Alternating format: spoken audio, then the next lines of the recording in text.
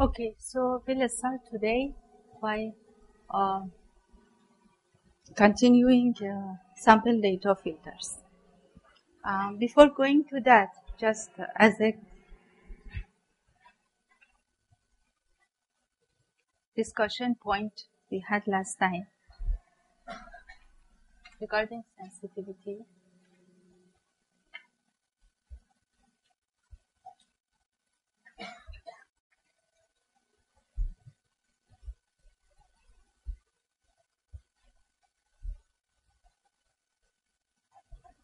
Okay, just I have plotted this. The reason I said if you look at the sensitivity of a transfer function in high Q transfer function with respect to omega, you will get similar results is just by showing this graphical presentation. Look at, we have a high Q filter, because till now we have talked about low pass filters. I have shown a low pass filter. But the middle part can be used as a band pass high Q filter. Now you can look at how this curve will shift because of variation in omega 0, or you can keep it constant and then change omega. Because even if you get sensitivity with respect to omega 0, you are looking at a particular omega, which is called omega star here. You are looking at omega star. And then you see how this is changing, how magnitude is changing at this particular point. You are looking from a fixed omega star, how magnitude is changing, how fast it's changing with respect to variation in particular parameters, say omega 0. Another way of looking at that is if you have a very fast decaying or increasing transfer function, now if you keep it constant and then look at how sensitive it's with respect to variation in omega, you will get same information.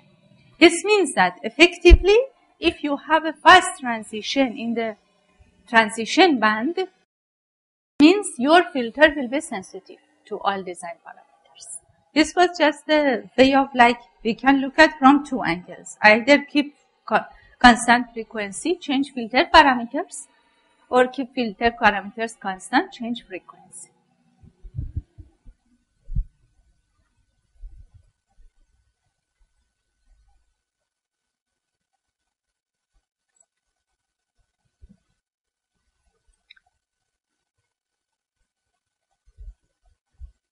Okay, now I give you just a brief overview of last lecture. I try to keep it in the form of slides, so it will be more informative for you and more structures. So in ideal sampling, we have a train of impulses and we have a signal xt. We multiply signal by that st and we will get some sample signal called xst. And it can be shown that in the frequency domain, if you consider xt is a limited band signal, then it will repeat itself with the sampling frequency, which is 1/t. So how this is shown?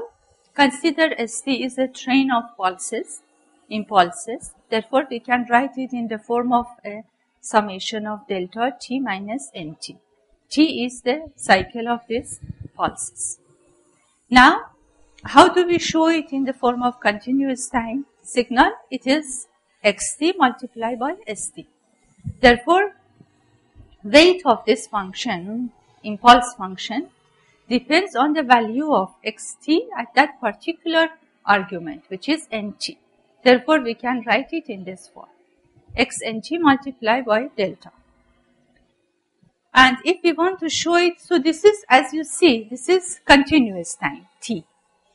And if we want to show it in the form of discrete time, so in other words, we want just to look at the sampled time, because other times are of no use. We don't have any information at this particular time intervals. We have only information at these time stamps.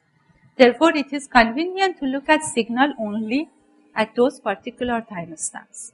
So, we define equivalent of this impulse functions in discrete time. Delta n is 1 if n is 0, and it is 0 if n is not 0. So, therefore, we can show xn, which is in fact the sample signal, it's xsn in fact. So, it is xm multiplied by delta n minus n, and n is changing from minus infinity to plus infinity. So, this is the discrete time presentation. By the way, this n and this n are related. But here I have used m, which was because in fact this t and n are related, means that at that particular time t I replace it by n, and this n and m correspond to each other. So don't confuse these two n. So this is usually the notation which is used for discrete time. So I use n because it is always used. So this will be the discrete time presentation of this same sample signal. And this delta now is not infinite, it is 1 in discrete time presentation. So now coming back to frequency domain, how frequency will get repeated. You know, this is a periodic signal with a cycle t. Therefore, I can write its Fourier series. This is Fourier series of this signal, and it's very easy to prove that coefficient of all harmonics will be 1 upon t. Because as per Fourier series coefficient, you know, it will be 1 upon t integration of x on one period. Therefore, you will get only 1 upon t because integration of delta on one period is 1. So, this will be in the form of Fourier series, and this harmonics will be 2 pi upon t into n. So, we will have n number of harmonics. Now, sample signal will be multiplication of input signal in this delta. Therefore, I replace this train of impulses by this Fourier series representation. Therefore, it will be in this way. And this is multiplication, as I mentioned in the last lecture, in frequency domain, it will be converted into convolution. And you know, these are all in the form of sine and cosine. Therefore, Fourier transform of this function will be simply delta and shifted by the frequency of omega n. Therefore, convolution of x omega by this delta will be shifted x omega. Therefore, this is the reason we will get repeated band in the frequency domain. And if signal is not band limited, this periodic repetition will cause overlapping of tails of bandwidth, and this causes distortion, and this distortion cannot be recovered. Therefore, we have to avoid this. We have to limit the bandwidth so that one particular band and the next repeated band should not interfere. Otherwise, it is impossible to extract the original signal. However, if the signal is band limited, therefore we are able to, by putting a low pass filter at the end of processing, extract a new sample. Now, therefore, in frequency domain, we have a periodic transfer, periodic spectrum with a period of 2 pi upon t. So, omega 1, 2 pi upon t is the period of the spectrum. Okay, now we want to, as we mentioned last time, we want to transfer all processing from continuous time to discrete time. And the main reason is because in discrete time we can get rid of resistor, and therefore we can replace resistor by a value which is a function of a capacitor, and then it will be easier for us to achieve less sensitivity to variations for a particular design. So, to do the processing, therefore, we need to define what do we mean from transfer function in discrete time. So, therefore, we come not only we stick to omega, but we also expand it and make it a general frequency, which was S in continuous time, and it will be Z in the, it's just the terminology in discrete time.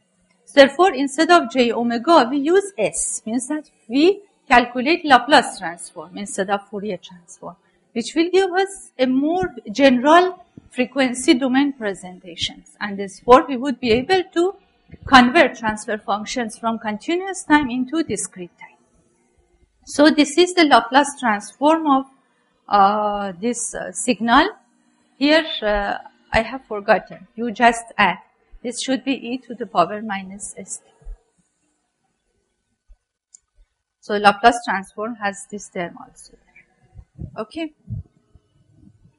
So now, therefore, Laplace, this is delta t minus nt. Again, similar to that case, only at particular t is equal to n capital T.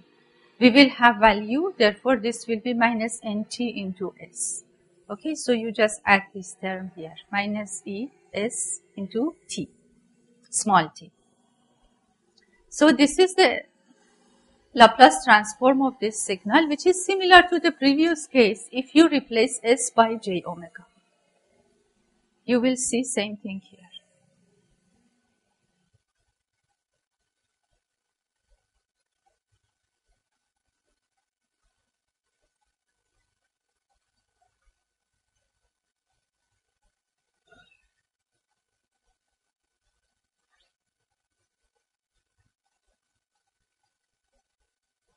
In fact, these two are equivalent. Okay, then we will show they are equivalent. Okay, fine. So then this is Laplace transform. Therefore, just for the sake of definition, we define z e to the power t into s. Therefore, we use the notation of z, and then this will get simplified in the form of xn z to the power minus n. And xn is discrete notation. Okay, so correct this spelling now. Okay, now this particular case, okay, to reach to that results, if we put s is equal to j omega, means we are looking at only Fourier's frequencies. Therefore, z will be e to the power j omega t. Therefore, xz, which will be x of e to the power j omega t, will be this term, and it actually will be equivalent to this. Therefore, we can write summation of n and minus infinite plus infinite xn e to the power minus j omega t n is equal to 1 upon t, this relation. Means that this is a proof like how this and this will be equivalent, because we obtained this already from convolution property. And this is by just replacement. Therefore, we can put these two together by putting z in the form of e to the power j omega t.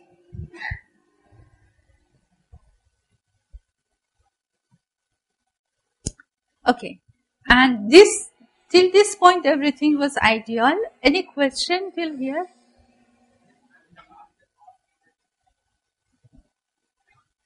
See, here is just replacement, nothing. This is previous one.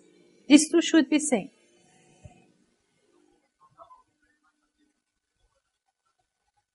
This is just because we want to say that if we want to look at harmonics of imaginary frequency only, with sigma equal to 0, real part equal to 0, then z will be e to the power minus j omega t. But this already is equal to this term, which was proved here. See, if you replace it, you will get this presentation, right? How to proceed further? Already we proved this is equal to this term, and these two are showing same thing. Therefore, for particular case of e to the power j omega t, this series should be equal to this. That's it. Means that we are not concluding this from here. We say that already we have proved if s is equal to j omega. In fact, it was just the Fourier series presentation and then Fourier transform. Then accordingly, this case, when you replace s by j omega, should give same thing. Therefore, this term and this term are equal by placing s equal to e to the power j. Z equal to e to the power j. It's not like that I have reached from this to this. and saying that this should be equal to this.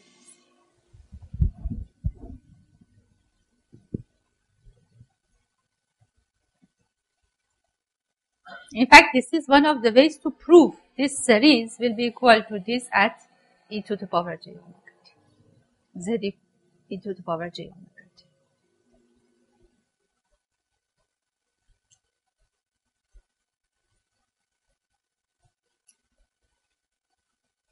And z in general, it's e to the power ts, and s is sigma plus j omega. Therefore, you will have one term e to the power t sigma, right? Here. Capital T into sigma. In fact, that term is independent of n, therefore you can take it out. Means that even in Laplace domain, it can be shown that it will be periodic.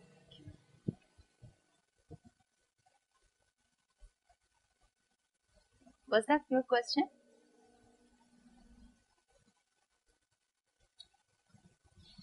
Okay.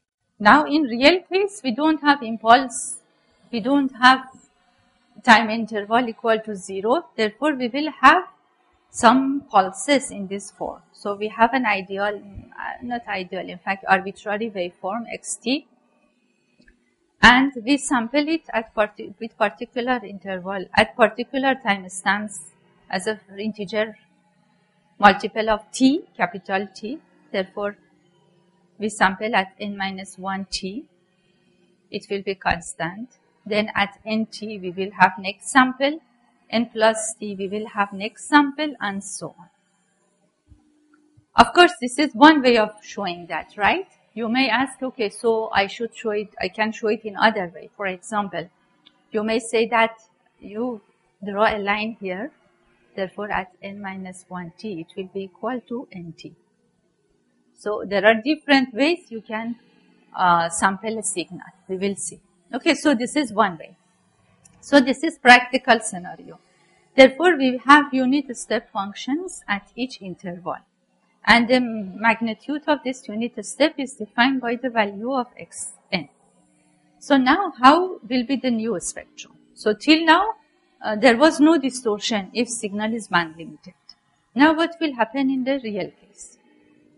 Therefore, now signal, we don't have that impulse, train of impulses. Instead, we will have this form of step functions, ut minus nt minus ut minus n plus 1t. Therefore, you will get that square only. And the between nt and n plus 1t.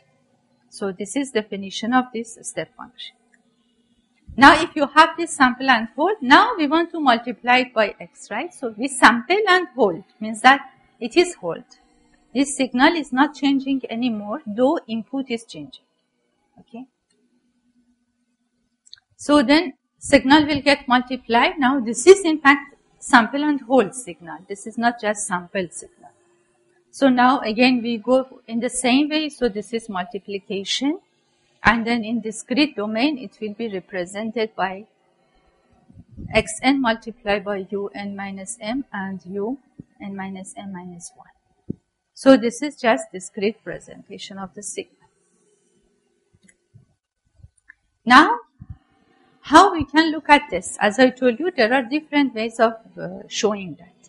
So coming back to see how we can show.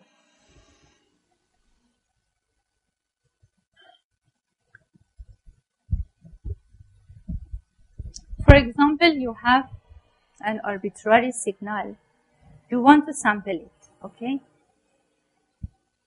And these are my sample points.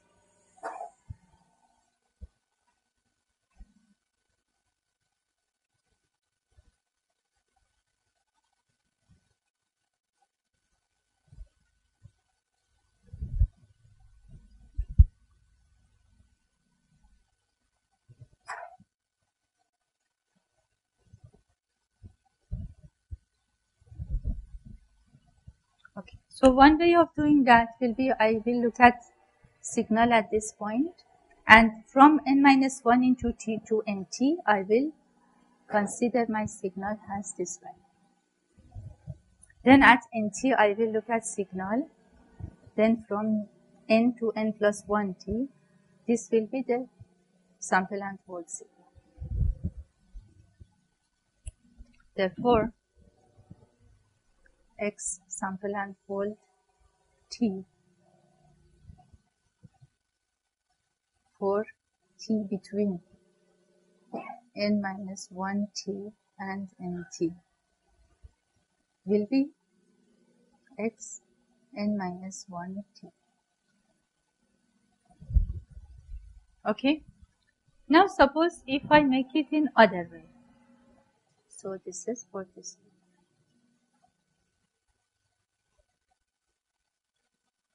The reason we need to be careful about this, because then we will get different approximations in frequency.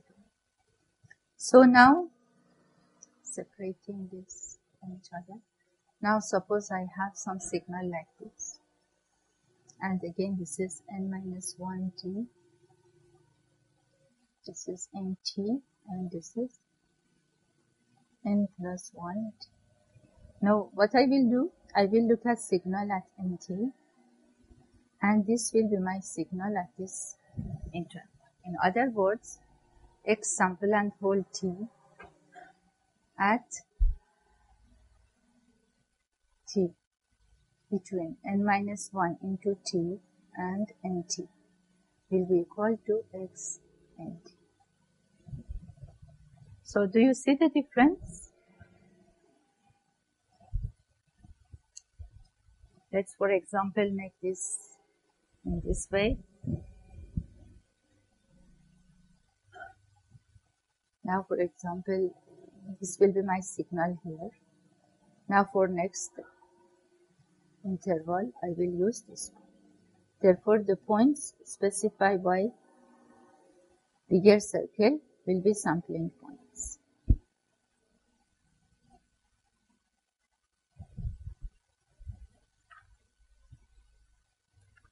So this means that when I want to sample, I want to assign some value to the signal at this interval, and I want to hold it. When I want to hold here, I will look at the signal at this time.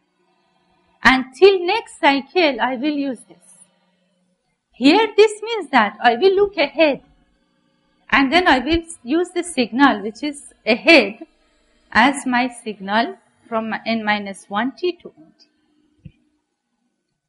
So that's why we have different ways of sample and hold. It depends how do you define. Do you define it at the same interval, at the same time stamp you want to keep it, or do you want to look at next time stamp and then use that value? Or even you may use average, right? Therefore, this is the reason we will have different ways of sampling. When we had impulse, there was no problem because it was a single moment. But this has a beat. It's not a single moment pulse. Therefore, we need to define which one we want to use. Actually, all of them we can use. This case. In the second. Yes. This is that. We will see. There are differences.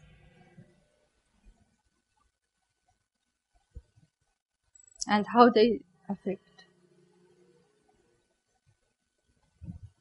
So therefore, one is forward Euler approximation when we want to sample.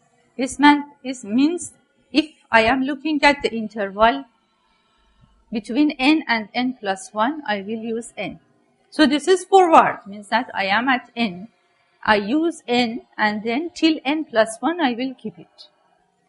Backward means that I am at n, but actually I am looking at n plus 1.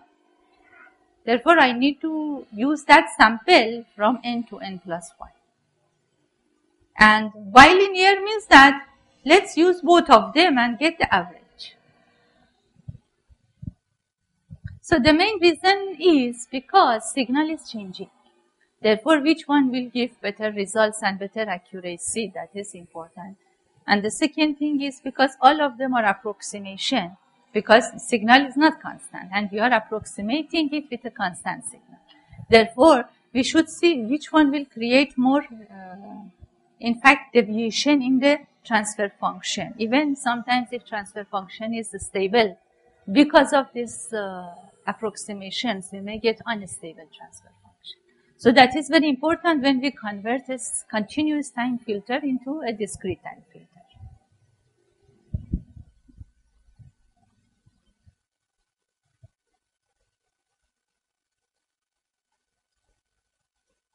Actually, if you notice, these are the ways we calculate an integral, right?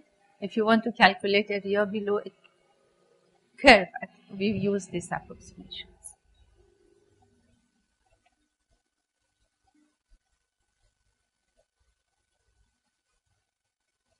Okay. For example, now we will see how this approximation leads us to discrete time frequency approximations.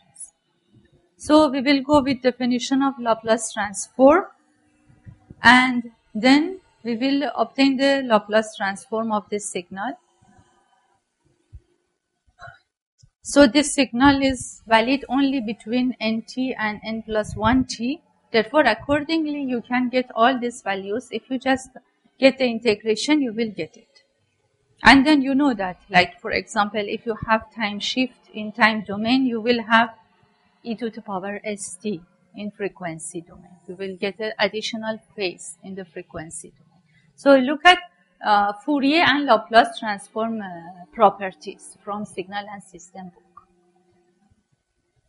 If you have time shift in time domain, you will have additional phase as a function of that time shift in frequency domain.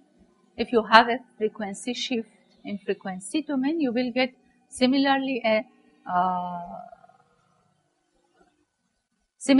term as a function of that omega in frequency domain, e to the power of, say, omega d into t.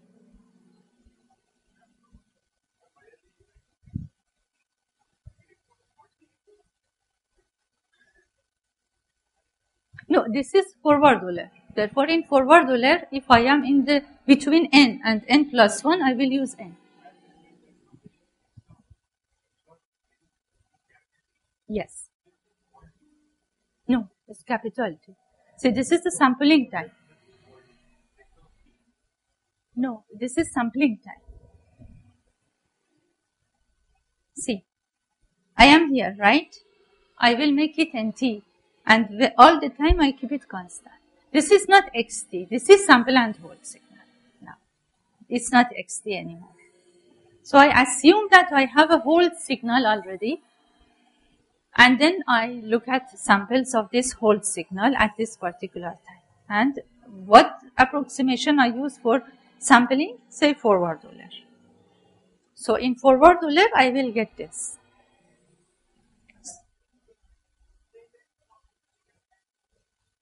No, no.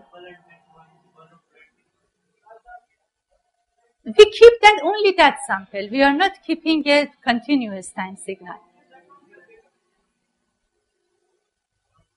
Now see, you suppose you have a hold system which holds the signal for you for enough amount of time, and you don't care about delay. And then now you sample those samples. Suppose you have an analog number. Okay, you store signal at some particular time stamp and now give it to this system. This is the easiest way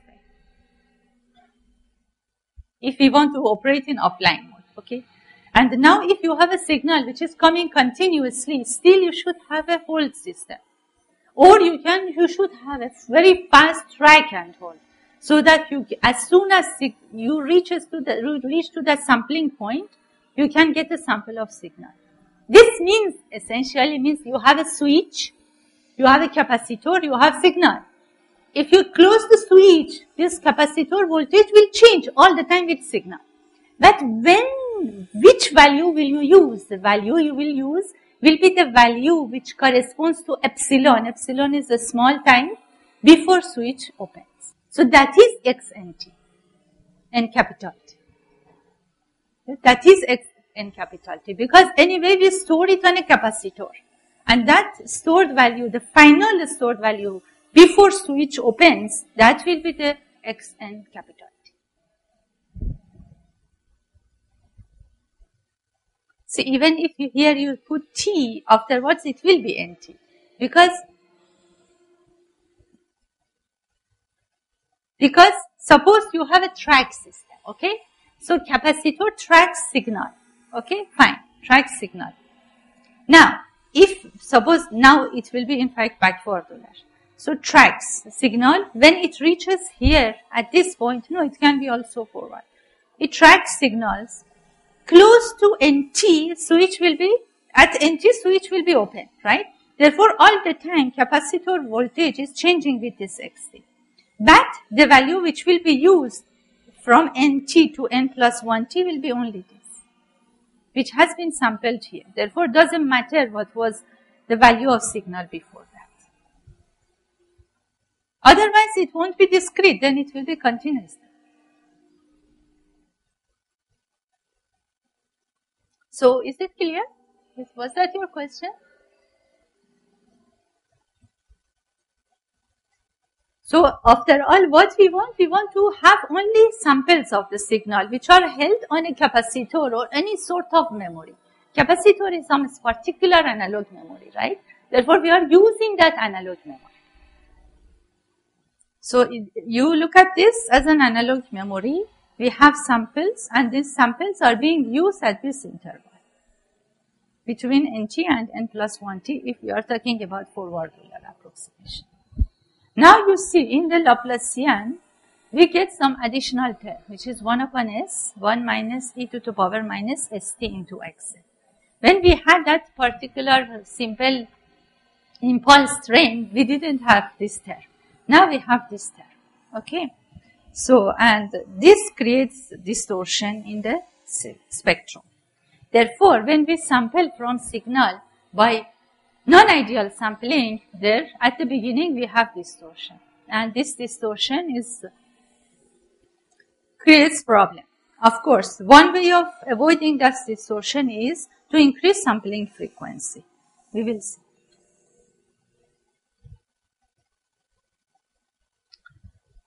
So we have this signal. Now suppose you have a discrete time processing system, okay? So you sample signal xt, you will have xn. Then xn goes into the system. You have samples of signal at particular time. Now you have a fully discrete processing system, okay? Now it will process it, for example, a switch capacitor filter. Even you can consider it will be converted into digital DSP, and again it will be returned back to analog. But the point is, because now we are talking about a discrete time, okay? Say a switch cap. So you have a linear system. Now in this linear system, you have an xt, you had sample it, it was input. But if we had ideal sampling, so transfer function would be yz upon xz, right? Y was what was the output. Now what will be the transfer function? Input has been distorted by this term, because it's not an ideal sampling, okay? And output also inherently will be distorted by the same thing. If you consider you had an output which was supposed to be your output is in discrete time. Inherently that output was also obeying from same transfer, from same terminology, same way of sampling, right? Because you will access output also at particular time stamps. And output will be constant again at particular interval. So output also will have same waveform. Therefore output, it is like that. You have the original y and it has been multiplied by this. Therefore this gives a very interesting result. Means that your hz actually doesn't change even with not ideal sampling. But effectively it changes. So where is distortion? Because it seems that, okay, transfer function doesn't change. Therefore, we should have ideally no difference between ideal sampling and non-ideal sampling. But effectively it changes. So the question is, where is source of distortion?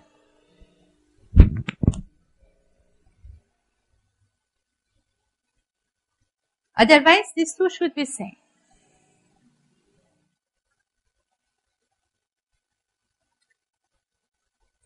Okay, so now we look at this forward Euler approximation in a more detailed manner in J omega domain.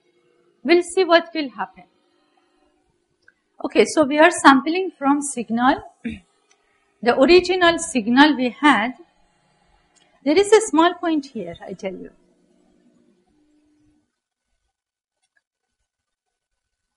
You apply a signal xt, right?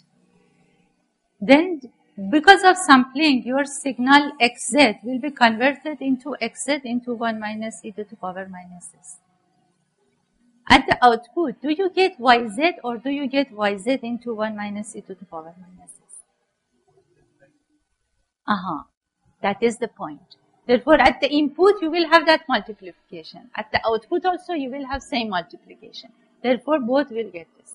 Therefore, distortion is because the signal itself is changing, not because the transfer function is constant. Transfer function is same as before, but you are not applying transfer function on the original signal xz. Now you are applying transfer function to a modified version of the signal, and that is the problem. So, if we were applying transfer function to the same signal, we would get expected y. But now we are applying transfer function to a distorted version of x. Therefore, we will get the distorted version of y. That is the trick here. So, what is this distortion? So, when we want to look at distortion, it is very good always to look at Fourier domain. So, if you replace s by j omega, I use capital omega, which is analog frequency. Okay, so then you will get this term. So this is transfer function of sample and hold. Last lecture I told you, you consider this term, 1 upon s into 1 minus e to the power minus st is the transfer function of non-ideal sampling. So if you look at this as a non-ideal sampling transfer function, so what is the characteristic of this function? First of all, this is a sink, you notice, right? Then it has a linear phase. Because it has a linear phase, it just creates a delay of t upon 2. Fine. So suppose that delay doesn't matter. What matters is when you are close to frequency about 2 kp upon t, or this is in omega region, in frequency means k upon t. You will get a lot of attenuation. This is the point where sinc function crosses 0. At those points, you will get distortion, because what happens is you have a passband, you have a signal, and all with the bandwidth of b, and all frequencies are of important information. They have important information.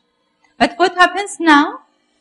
The magnitude of signal at those frequencies is getting attenuated. So what happens? Therefore, this will create distortion.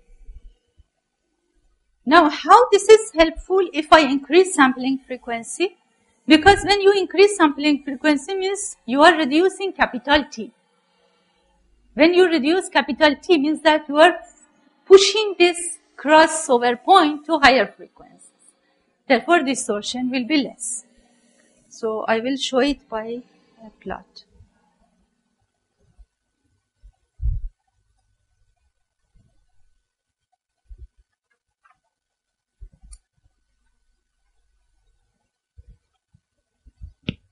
So, this is sinc function.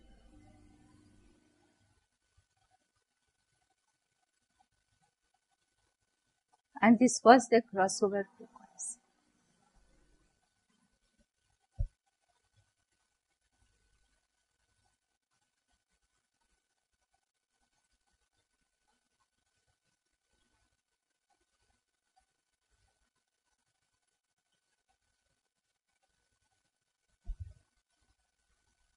What was this 0 point? First crossover point is 2 kp, 2 pi upon t. K equal to 1. Okay, first crossover frequency will be omega t upon 2 equal to pi. Okay, so now if I increase frequency, sampling frequency, what will happen? This will be like this. This will shift to higher frequencies. And I will get better for example, uniformity in the signal bandwidth. So this is the effect of increasing sampling frequency. However, if sampling frequency is very close to signal edge, therefore definitely you will have distortion. Therefore, in applications where linearity is very important, the take to should be taken.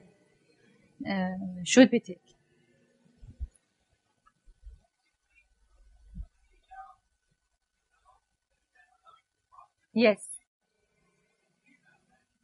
No. Still we consider this is valid, means this should be valid. Means that omega max,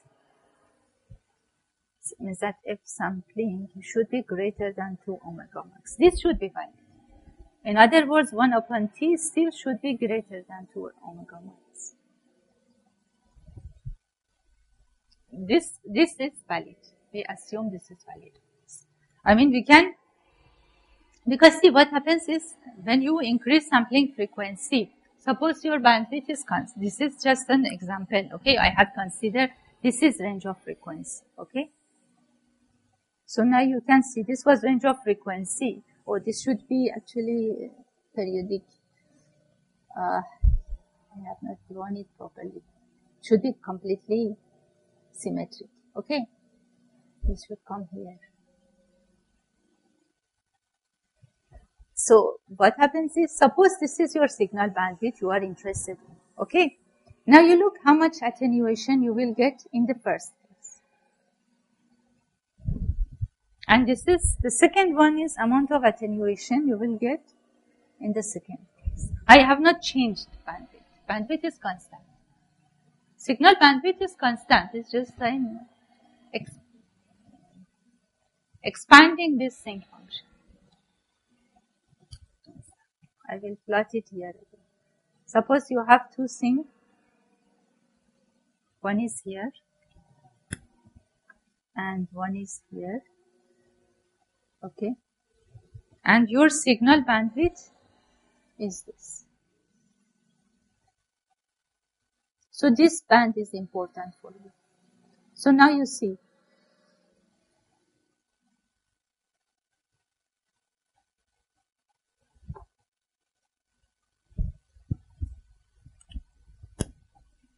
Now in the second case, this will be amount of this drop, much smaller than the first.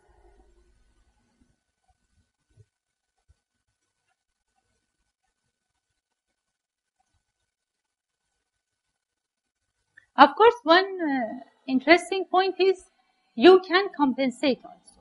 That's why usually amplitude equalizer can be used when linearity is very important at the end of this sample and hold cell. Now what will be the effect on the frequency characteristics?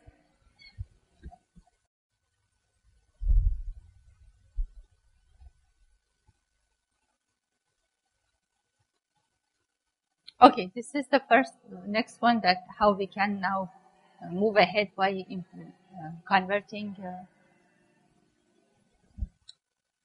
analog to digital, or analog to continuous time to discrete time.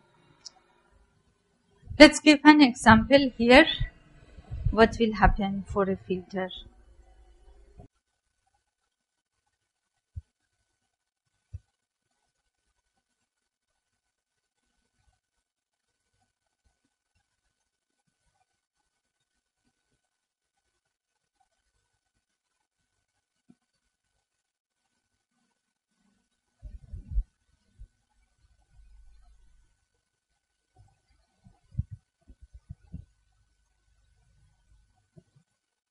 So suppose signal was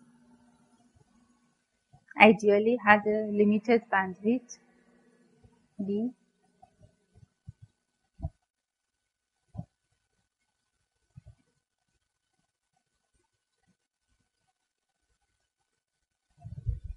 Now it is getting sampled. So it will repeat itself in frequency domain.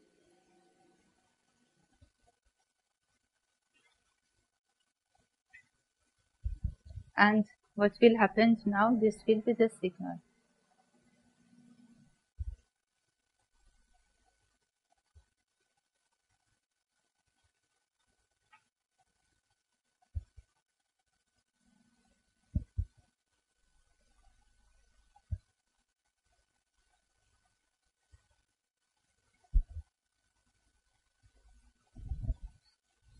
So now in this area, there is attenuation.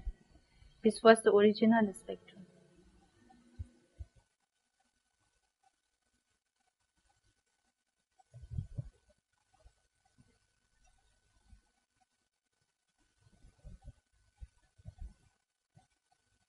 Okay, so this is the distortion. Okay, so now we know this, but we know that if we increase sampling frequency, this will be expanded. Therefore, here we will get a better, therefore this will be sharper if we increase sampling frequency. Now, coming back to starting approximating this analog filter with a discrete time filter. So first we will start, because now we are talking about forward Euler approximation. Let's see what will be the how we can use this approximation to convert filter. Okay, so suppose you have an ideal integrator, okay, by S upon S. Therefore, this is a simple transfer function. 1 upon S, this is a filter. How I can convert it to a digital filter? So now you look, just this is an integrator. Therefore, we go with integrator and we will use forward Euler approximation. Therefore, if I am integrating from NT to NT, n plus 1t, I use my signal sample n capital T. This is forward Euler. And this will give you variation of signal at the output, delta y, right? This is just integration. So, yn plus 1 minus yn will be equal to this integral. And this is approximated by this t into xn capital T by forward Euler approximation. Therefore, just I have replaced. Now, we will get Z transform from both sides. And you can see yz will be equal to this. This is, Z transform is same as Laplace transform. It's same. But just it's a terminology that you define it. So see, I have integrator, right? ys upon xs, 1 upon s. Now ys upon xs in discrete time is tz inverse upon 1 minus z inverse. Therefore means that these two are same. Means that my approximation with forward Euler leads to s is equal to 1 minus z inverse upon tz inverse. So this is a very simple way of approximating. If I don't want to approximate and go with a real case, I have a question for you. Actually, it's related to previous lecture slides. I just added a question on that slide. That would be interesting.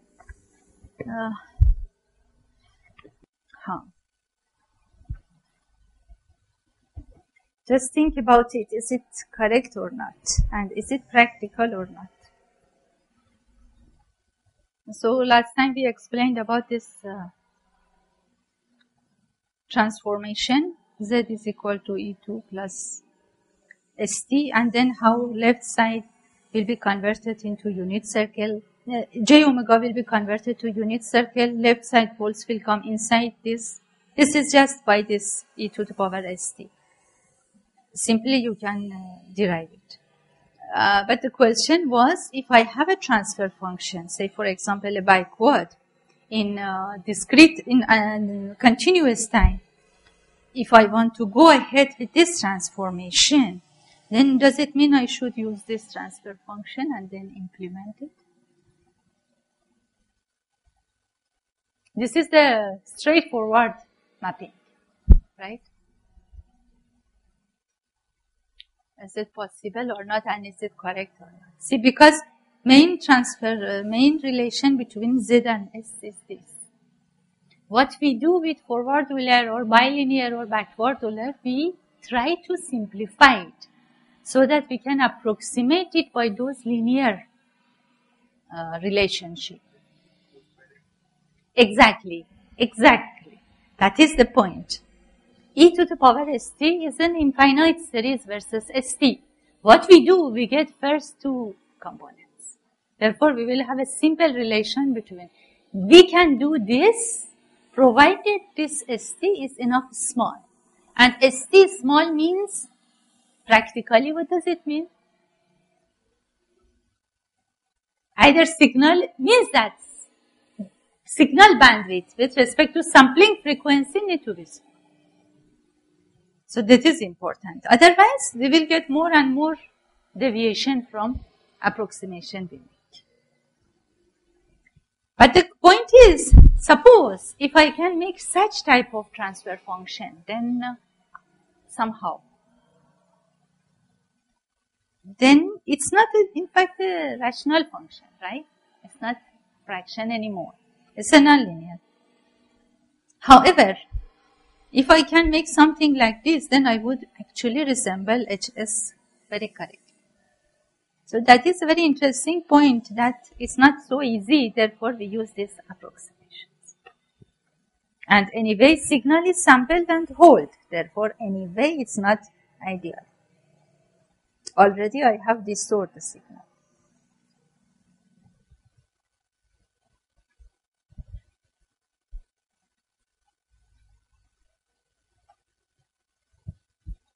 Okay, so now this is YZ. Okay, what we do?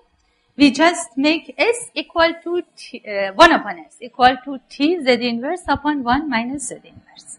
Any question till this point? So, is concept clear? What we do in the real sampling?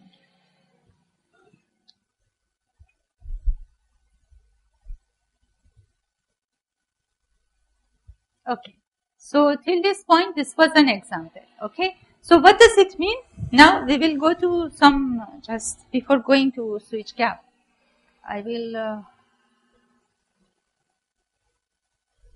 so for example, I have a simple transfer function, a low pass filter. What is this slide number? What was that slide number? Okay, no problem. Afterwards, so HS is equal to this. So this is a simple case. Now going with forward Euler. Forward Euler was, what was forward Euler? Z inverse S equal to, just correct me. It was Z inverse 1 upon 1 minus Z inverse, right? What was,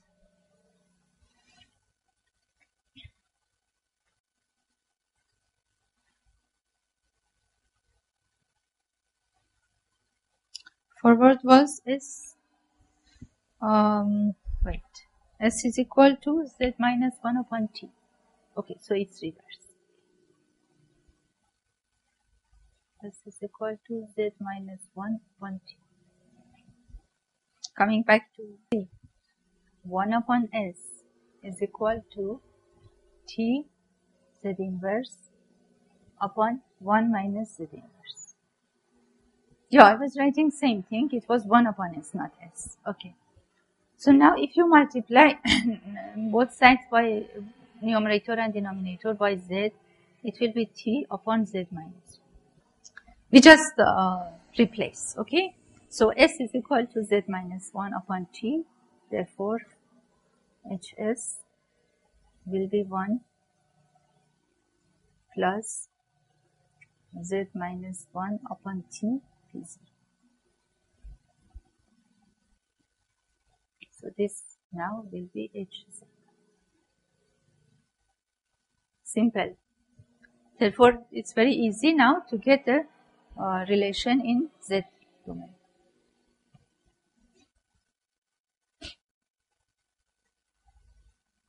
And then finally it will be, so I consider it is 1, therefore it will be T P0 upon 1 plus T P0, 1.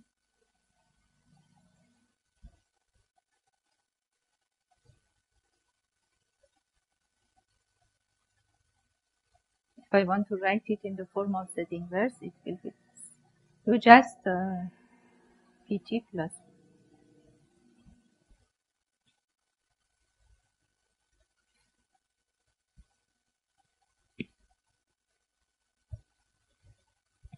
Let us write it. Otherwise it's better to calculate. Hz is equal to 1 upon, this will be Tp0, Tp0 minus 1 plus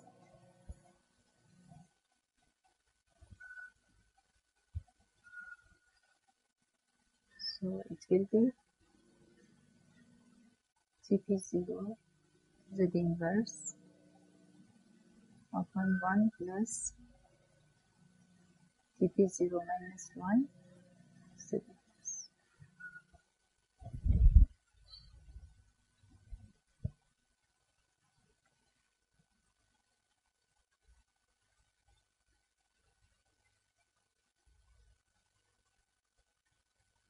And if we assume that sampling frequency is much higher than this P0, this is what we want for less distortion. If like P0 is much larger than, much smaller than 1 upon T, means P0 is small value. No, here I cannot make any assumption because then otherwise I will lose the location. Okay.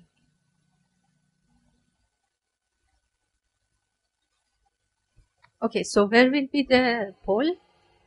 So here pole was S equal to minus P0. Here pole will be Z is equal to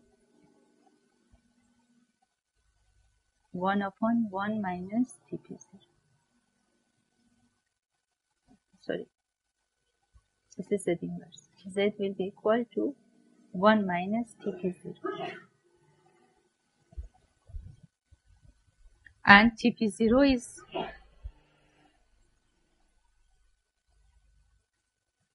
anyway less than 1, right? Because of sampling theorem. Therefore, this will be inside unit circle. So, pole will be here.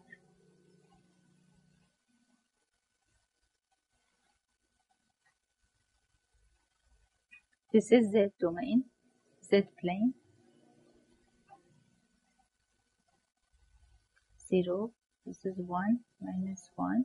Therefore, it will be 1 minus Tp0. It will be somewhere here. So, this will be location of pole in Z. And in S plane, it was on the sigma axis.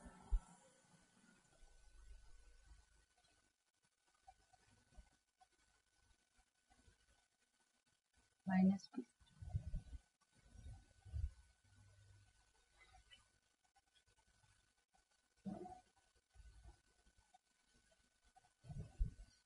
D means digital or discrete, sigma discrete.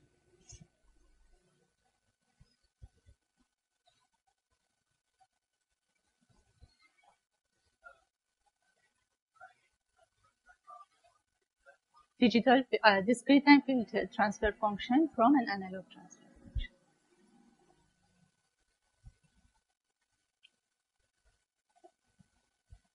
Is that how we can make it? And then afterwards, it will be straightforward using delay components. And these delay components are actually those switched capacitors.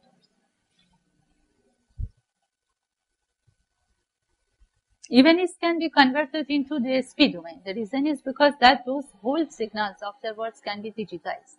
Therefore, you can do similar operation in digital domain using DSP. And in that case, the inverse really means the digital delay.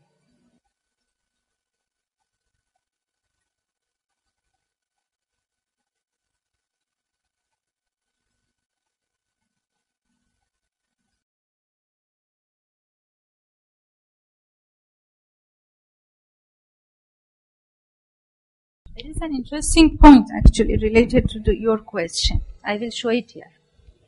Okay, what was the variation? S is equal to Z minus 1 upon T. Okay, this was for forward Euler. Now see what happens. Suppose you have two poles here, okay? This is S plane.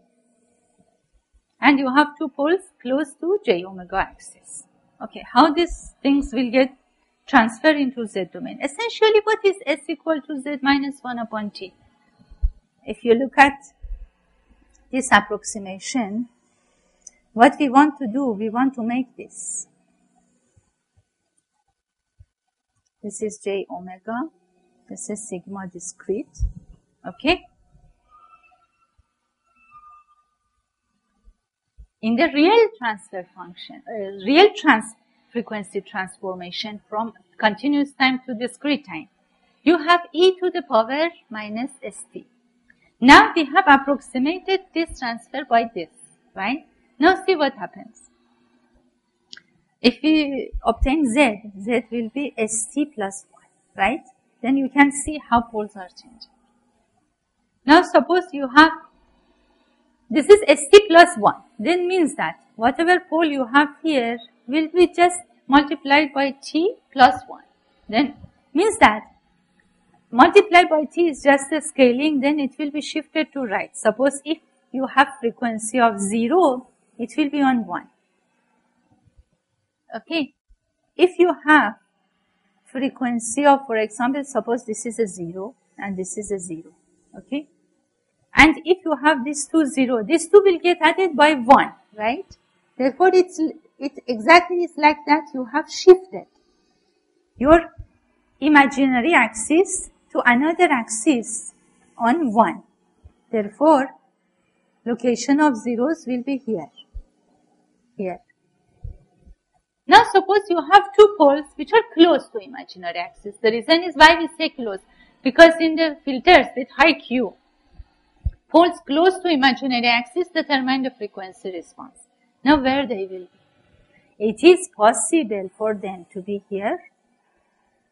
It is possible for them to be here. And this means that forward Euler approximation can lead to instability. Because poles, if we don't choose T properly, and even if poles are very close, see, because if poles are very close, effectively you will be here, close to this. And then you will come out of unit circle. Therefore, that's why forward Euler approximation creates problem with the stability. If you have a stable filter in analog domain, it may not be stable in digital domain. Specifically if you have high Q poles.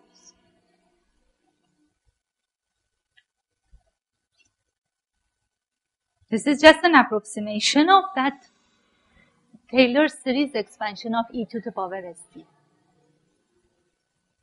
We have taken only first two terms, 1 plus st. So that is the reason. So Cz is equal to e to the power minus st. Now what happens? Effectively, suppose if you have a filter,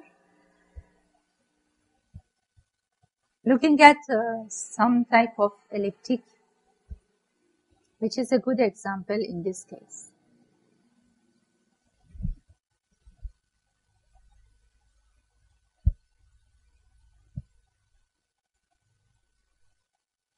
I call it G because it's a filter. I'm not talking about the transformation from continuous time to discrete time. Suppose you have a filter like this, okay?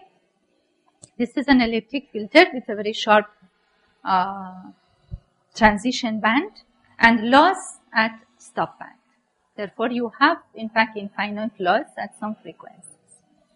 So, but if you notice, all frequencies which were on the j omega, including these zeros, will be shifted to this, and they will be outside of this. Therefore, nothing will be on the circle. Therefore, if you convert it into digital domain, first of all, you won't have any infinite loss. Therefore, you will have something. First of all, your stop band will raise. You won't lose those points, right? The second thing, you had a very sharp transition, but now some of the poles actually may have shifted outside unit circle. Therefore, actually, you may observe some peaking here. This is another effect you will see after converting it to a switch cap filter in the transformation.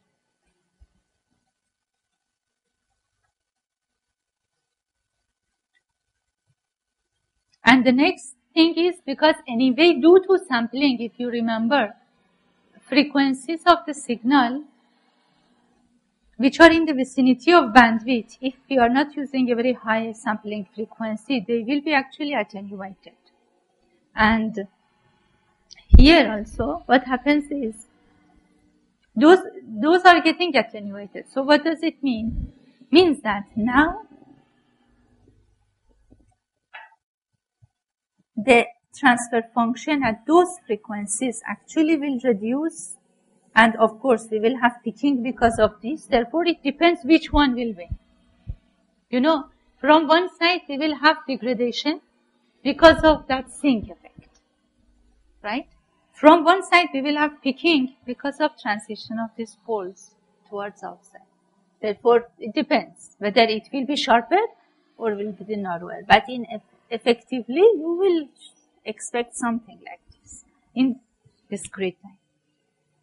Okay, what was your question?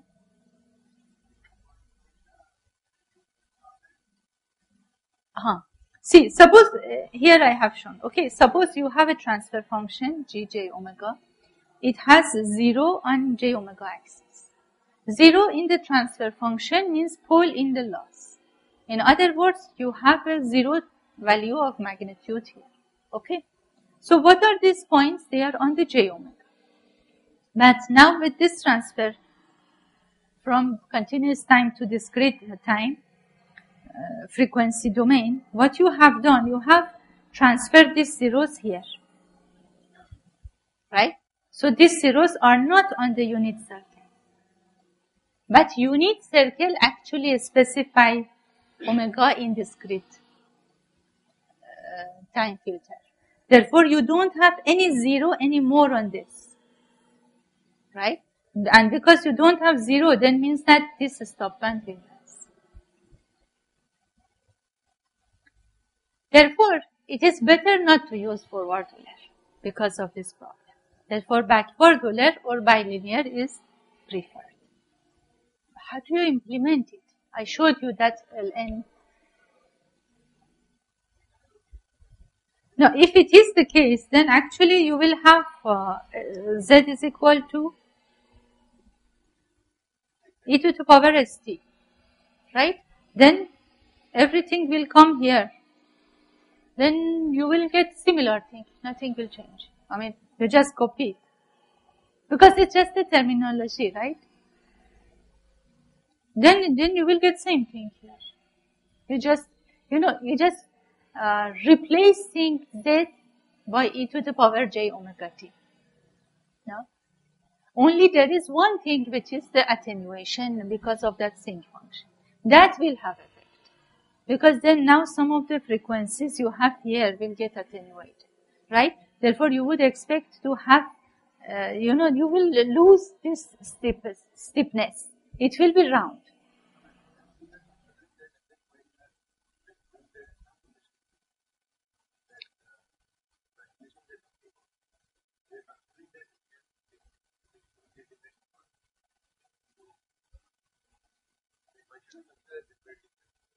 You want to say that these two are same? No. No, see. There are two things. One is when you sample and you consider Z actually is real value. Means Z is equal to e to the power st. Okay? Still, even if you use this, you will have that additional term, 1 upon s into 1 minus, like, that will be there. Therefore, even if everything is correct, still that term will be there. Still effect of that sink will be there. Now we are doing one more thing. We have that sink. Now we are approximating e to the power st by something else. Now we will get a double approximation or double effect.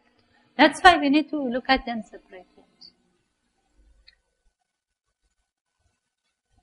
Therefore, if we had that ideal case, ideal in the sense that no approximation for Z, still this corner would be round. Because now higher frequencies, which are actually transition band, have been attenuated. And because they have been attenuated, therefore here at this frequency, you won't have this sharp transition anymore because their magnitude actually has reduced.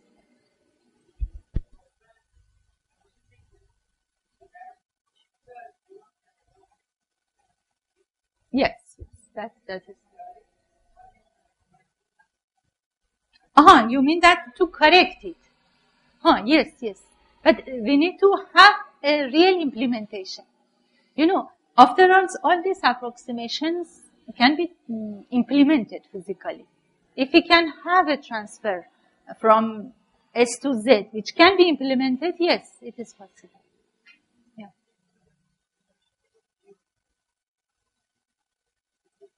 Shifting zero in the analog domain. Yeah, you mean that to shift zeros in analog domain from j omega to j minus 1 plus j omega. Yes. This is the case that we say that, okay, we have designed a filter and what you say is like equalization. This is what we call pre-emphasis in signaling. Means that you change now your analog filter in such a way, after this distortion, it will be what you want.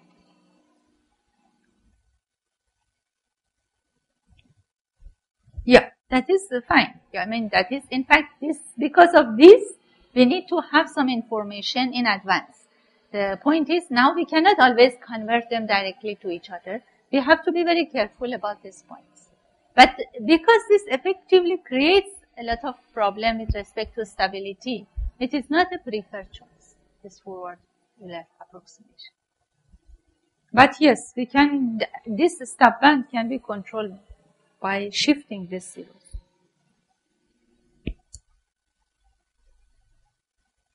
Or for example, designing a smooth filter, so that after that it will be actually sharp.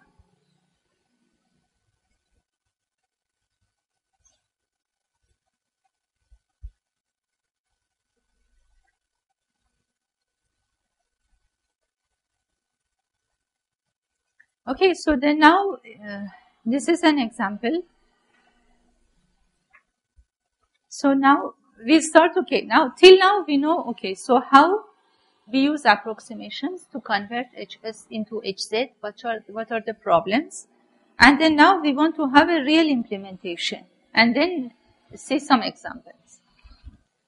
So Friday, I will give you many examples so that you will see exactly how do we design and then how to transform. Now, but to start with the implementation, we need to start talking about switch cap, because how do we sample and then how do we hold?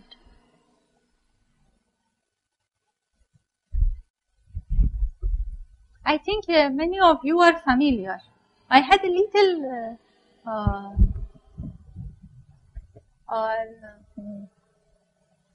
material on switch cap in E707, right? I think most of you have had it already.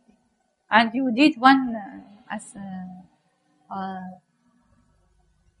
simulation also. Okay, so how do we create a sample and hold? And why do we want to remove R? And effectively what happens if we remove R?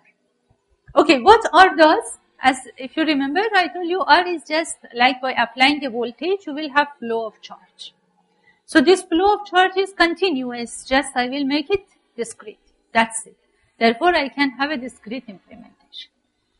Of course, the first question may come into the mind is, R is not a memory. R is memoryless, right? But capacitor has memory. Therefore, I am replacing a memoryless component with a component which has memory. So, what will happen?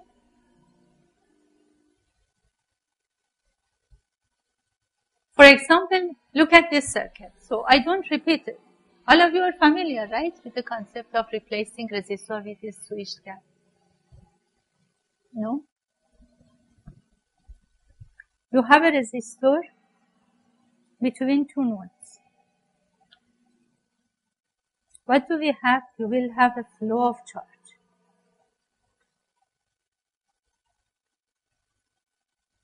Suppose this is direction of flow. So this is for a simple resistor. I want to replace it by some component which will make it discrete in the sense that this charge won't pass continuously. So I want to put some switch here. So this will be V1. This will be V2. These two will operate at two different phases. Simple. Now what will happen? I will transfer this charge here.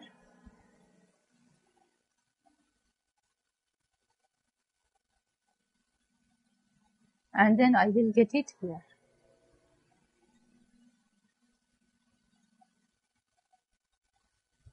This is what I want to do. So, instead of making delta Q upon delta T as a continuous time quantity, I want to make it discrete time. I get delta Q here, store it somewhere, which actually is a capacitor, transfer that to the next terminal, which is V2, and through that terminal it will go anywhere else. And this here also it comes from somewhere else. And then transfer. So then just I put a capacitor here. So in phase phi 1, the charge which is stored on the capacitor QC will be CV1. Therefore it is at T. At T equal to n plus 1 T, I will close this, open this switch, I will close that switch. Therefore, what will happen? QC will be CV2. So, how much charge actually has been exchanged? So, this is QC1, this is QC2. So, delta Q is QC2 minus QC1. Original value, new value. Therefore, this is the amount of charge transfer, which will be C into V2 minus V1. For what duration? This is for duration of T. Therefore, I will have transfer of charge delta Q for the duration of T. So, delta Q upon T is equal to C upon T V2 minus V1. So, this delta Q is equal to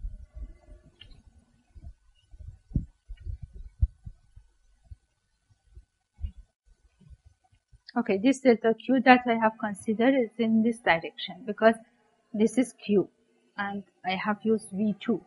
So QC2. So this means that the charge which is coming in this direction.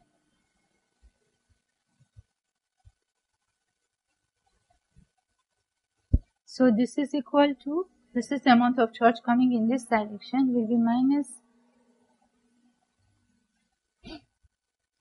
V1 upon V2 upon R. So this is approximation. I want to make this approximation the same way I go from analog to discrete time or continuous time to discrete time. Therefore, I can approximate my resistor with this value or if sampling into C. Yes? Oh yeah, this is R inverse. So R will be equal to 1 upon Fs into C. You may say that, okay, after all, what is the purpose? I mean, what's this motivation behind doing all these problems? Because distortion is a problem. The main point is, most of the filters have a frequency which is proportional with 1 upon RC, anywhere. Now your R is proportional to 1 upon C. Therefore, you will get a frequency which is proportional to ratio of two capacitors. That is the main motivation behind using discrete time processing using capacitor. So what happens is, now your omega, some particular frequency, will be proportional to ratio of two capacitors. That is the main motivation. Gives a very nice control on the filter parameters.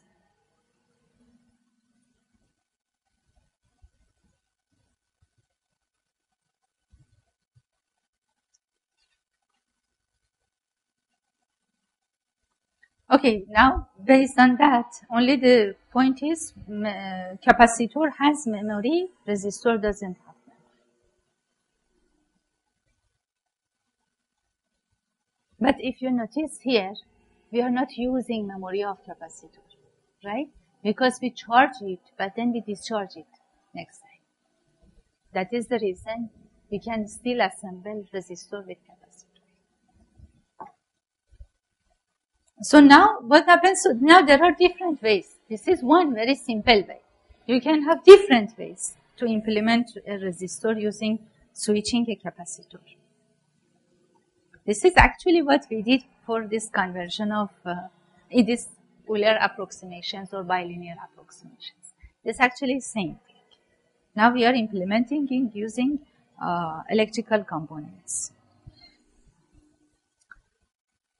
You can look at charge as the integration of current with respect to time, and then you approximate that integration again with forward Euler, for example, then you will reach to the same.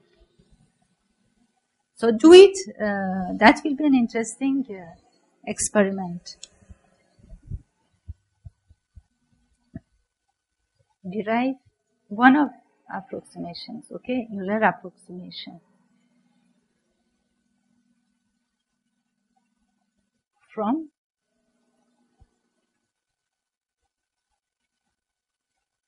switched cap C. So this switched cap. So the same, one of these Euler approximations, either forward or backward, from this switch cap.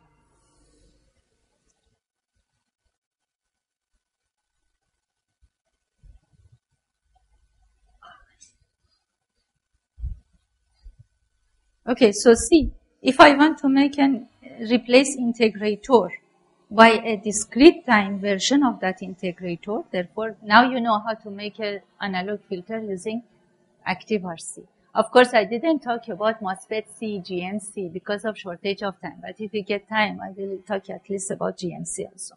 It's similar, but we need to go inside and details of GM circuits. So I will do it, but I thought it's better first to talk about switch gap. So suppose if I want to use this circuit, then here, as you see in the second part, just it's a replacement. Okay, now you can see how transfer function will change. So this is a simple, if you remember, I gave you an example of 1 upon S. So it is actually replacement of 1 upon S by the discrete model in the by electrical implementation. Till now we didn't have any electrical implementation. So this is electrical implementation of same thing. There is one thing which is very important is, first of all, these switches are not ideal, therefore they will have some resistivity. Therefore it will take time to charge the capacitor. Ideally it doesn't take any time, it is zero. But practically it takes time. Second thing is that op-amp should have proper settling time and speed so that the output will settle. Suppose if you use an op-amp which cannot handle this fast transition. For example, slow rate of op-amp is less than amount of variation of output. see output after all, we'll see the waveforms, will be in the form of steps. But it's not ideal step. It will have some rise time and fall time. Okay? So now output should be able to change by this rise and fall. But suppose this rise and fall is more than a slow rate of op-amp. Therefore, op-amp will be a limiting case. And the second thing is this op-amp should have proper linear performance. That's why designing op-amps for switch cap application also needs to be carefully done. So we will talk about those op-amps also, which are used in switch cap filters. So from now on, you have some enough theory. Now we will be more focused on the circuits. Okay, any question?